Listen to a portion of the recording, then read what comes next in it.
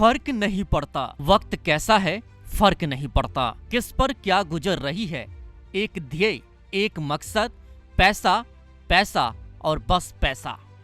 आपदा को कैसे अवसर बना लिया जाए, इसकी बानगी आजकल झारखंड के निजी अस्पताल की करतूत से सामने आ रही है। सरकार ने रेट फिक्स तो कर दिया है, लेकिन यहाँ किसको पड़ी है, नियम तो हमारे लिए नहीं है, हम नियम से ऊपर हैं। सरकारी नियमों की धज्जियां उड़ाती निजी अस्पतालों की मनमानी लगातार सामने आ रही है। अपनों के इलाज के लिए परिजनों के पास पैसों की कमी नहीं है, लेकिन उनको मुकम्मल व्यवस्था अब तक नहीं मिल पाई है, जिसके वो तलबगार हैं। निजी अस्पताल की कारगुजारियों से परेशान तीमारदार अस्पताल के शुल्क पर सवाल खड़े कर रहे हैं। 15 दिन में करीब 10 लाख रुपए लेने के बाद भी मरीज को बचाया नहीं जा सका। परिजनों का आरोप है कि मरने के बाद भी अस्पताल प्रबंधन उनके एम्बुलेंस में शव को शमशान तक ले जाने का दबाव बनाते हैं और ऐसा ना करने पर उन्हें डराया धमकाया जाता है। लोग भी मानते हैं कि सरकारी व्यवस्था दुरुस्त ना होने की वजह उन्हें मरीज को बेहतर स्वास्थ्य सुविधा मुहैया कराने और जान बचाने के लिए प्राइवेट अस्पताल का रुख करना पड़ता है। बस इसी का फायदा ये निजी अस्पताल उठाते हैं। सरकार ने सामान्य मरीजों के लिए 10,000, गंभीर मरीजों के लिए 15,000, आईसीयू और वेंटिलेटर में रखे गए मरीजों से 18,000 रुपए प्रतिदिन के हिसाब से तय कर दिया है।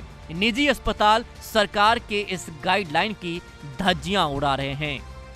हाँ, मेरे साथ भी, हम भी लेके गए, वहाँ पे जगह नहीं है, गोर हाथ पड़ते रहे। उसके बाद बोल रहा है कि आपका पेशेंट तो खत्म है, अभी बचेगा नहीं। अभी भाई मेरा पेशेंट सही है, लो।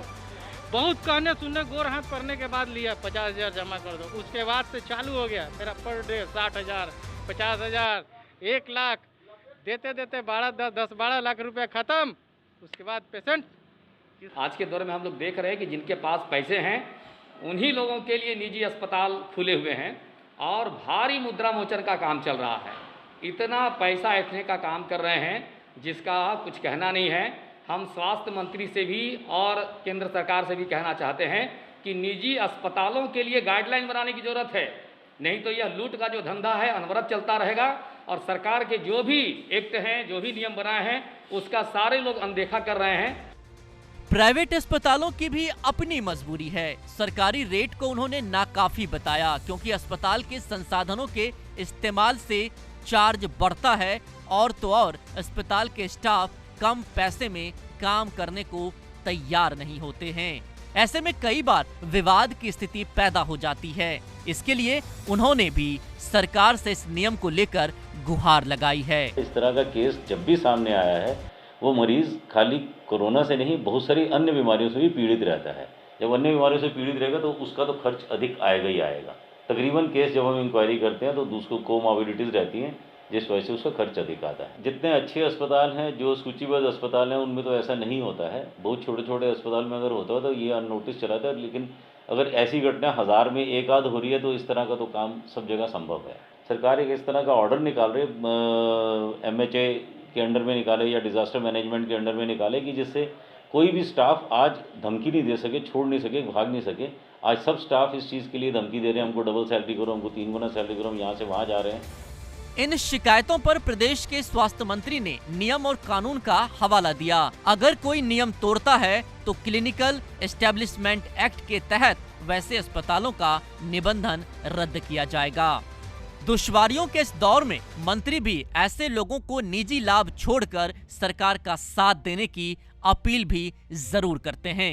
यदि किसी भी अस्पताल की ये शिकायत आई कि तय मानक से ज़्यादा उन्होंने इस विपदा की घड़ी को अवसर की घड़ी बनाकर धन उपार्जन का माध्यम बनाया, तो क्लिनिकल एस्टेब्लिशमेंट एक्ट के तहत उनके निबंधन रद्द करने पर भी हम कार्रवाई कर सकते हैं। कि सभी अस्पताल को ये 100% उसको अपने टैरिफ का डिस्प्ले करना होगा कि इनको 6-6 घंटे में हमारे अधिकारियों को अपडेट करना होगा कि कितने बेड खाली हुए, कितने बेड भर्ती हैं और कितने व्यवस्थाएं हैं। तो हम पूरी तरीके से इस कोरोना के वैश्विक संकट को समाप्त करने के लिए हर छोटी बड़ी जो भी हमारे पास शक्तियां हैं, व्यवस्थाएं हैं, सबको हम लगाएंगे। जिम्मेदारी हर किसी की बनती है, चाहे वो सरकार हो, सरकारी अमला हो या स्वास्थ्य सुविधाएं मुहैया कराने वाले निजी अस्पताल। अपने निजी स्वार्थ को दरकिनार कर एक साथ एक मत होकर कोरोना के खिलाफ इस लड़ाई में खड़े हों। उपेंद्र कुमार, ETV भारत, रांची।